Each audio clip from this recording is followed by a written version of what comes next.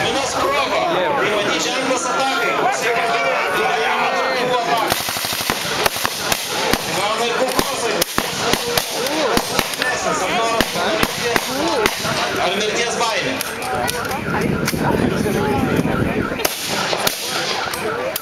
Ko gero reikia pulti be jokios atšaukimas, nes vėl teks gulėti ant žemės.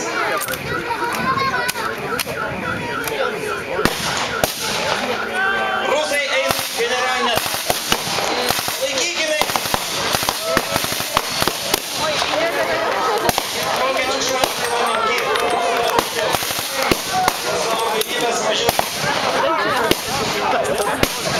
Už labai artimos distancijos.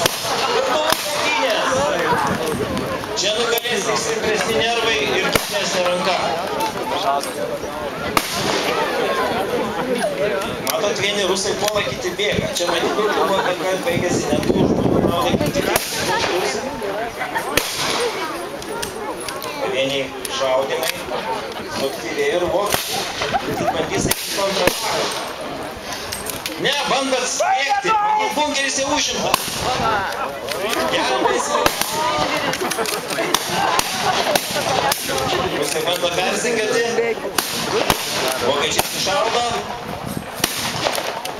Tipo pabėgo. Užima bunkerį. Pavokime rusams. Matyt, kareiviai per spėjo. Ne, dar vyksta kovos. Dar kažkas liko gyvas. Bet matyt nebeilgam. Samišį pasinaudoja vokiečiai, du pabėgė, matyt bėgs draugams pranešti liūdną žinią. Ko gero vadovybė nepagirs jos su šitą pasitraukimą.